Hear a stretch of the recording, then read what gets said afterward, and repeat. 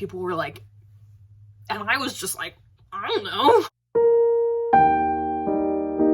Hi. So pretty much ever since I had that one TikTok go, like, not super viral, but kind of viral, where I was like discussing my journey growing up, kind of how I discovered myself, about my sexuality, about my gender identity, I've felt like, not like pressure, but almost inspired, right, by all of these people who saw that like weird little video that I made and resonated with it and liked it and watched it. You know, like the dopamine rush that you get when you have anything go viral on social media, right? You're like, oh my gosh, attention, woo! Because we're all just like little creatures running through life wanting attention from people. And then there was like my series about the email that I wrote to my family. It wasn't popular by anyone else's standards. It wasn't popular by the internet standards, but people commenting and liking, being like, oh, I can't wait to hear what you have to say next. I'm so proud of you for being open with your family.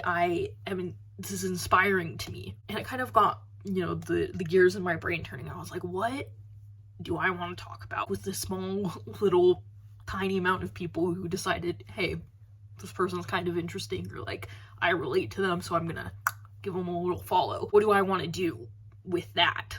And so after, you know, kind of that series about my email to my family, I was like, what do I want to do? And I was like, I want to talk about the pieces of media that have influenced me throughout my life. I'm autistic, I get special interests, and a lot of my special interests have been pieces of media. We've got Doctor Who, we've got Supernatural, we've got Voltron, we've got Dan and Phil, we've got Call the Midwife, we've got Anne with an E. All of these things that really, really shaped who I was as a human being. And I get kind of, it's funny, I get people a lot being like, how did you turn out the way that you turned out? Like, you're really different from your family. No shade to my parents, but like they were really busy with a lot of stuff going on in their life. And so like I kind of raised myself, and people were like, how did you turn out the way that you turned out? Basically, like I've had therapists ask it, I've had friends ask it. People are just like, how did Dan come to be? Because I wasn't a product of my environment. I mean, to a certain extent I was, but there were things about me that didn't come from my environment. I grew up in southwestern Missouri. I grew up in a super conservative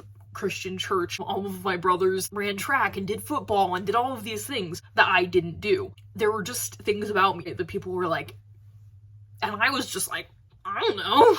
It just happened. That's just who I am. It's just how it worked out. And thinking about it these past few years, it's the media that I consumed, right? And had I been born in a different time period, I probably would have turned out so differently. And so I was like, I want to talk about that. And I was like, let's just make TikToks about it. But there's that 3-minute time limit that like kind of throws a wrench in things almost. That's why my email series was so freaking long.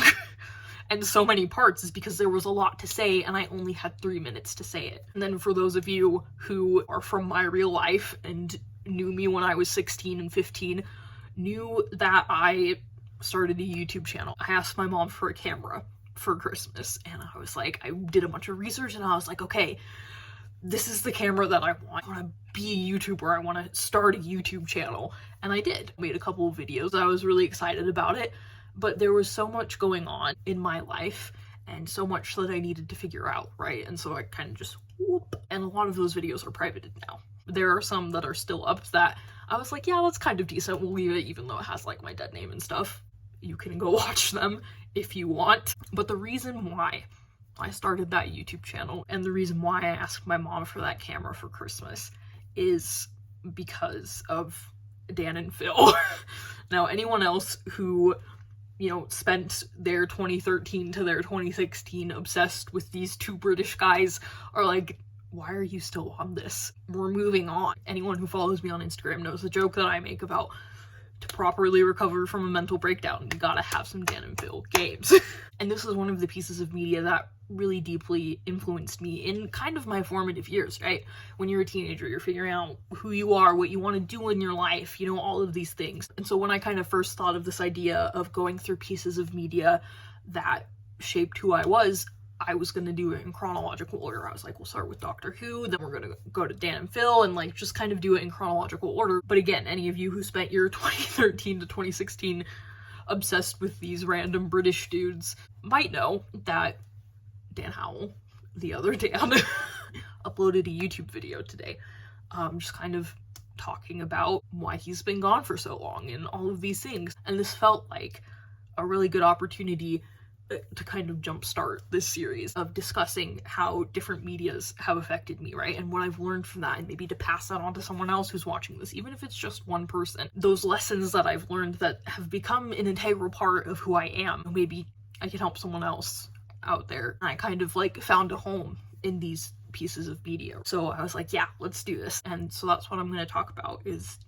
Dan and Phil and what they meant to me as a teenager, what they mean to me now, what I gleaned from, you know, their silly like 5-10 minute videos that they would post. And yeah, the fandom is kind of cringe. And like I look back and I was like, what were we thinking, right? One thing that I learned is that no matter how different you are, no matter how, you know, weird or goofy or nerdy or whatever, there's a place for you. Because you see these two men that are nerdy, kind of different, and like especially back when they were super popular. I think part of the reason that a lot of us resonated with their stuff is because they're like, that's me. And so that taught me, you know, there's a place for you no matter how weird you are. One thing that I learned from Dan specifically, and one thing that's like still very important to me to this day, is to live and act with integrity. No matter what you're doing, you do it in a way that means something to you. It might not mean anything to you like 10 years down the road, but at the time when you made it, when you did it, it meant something.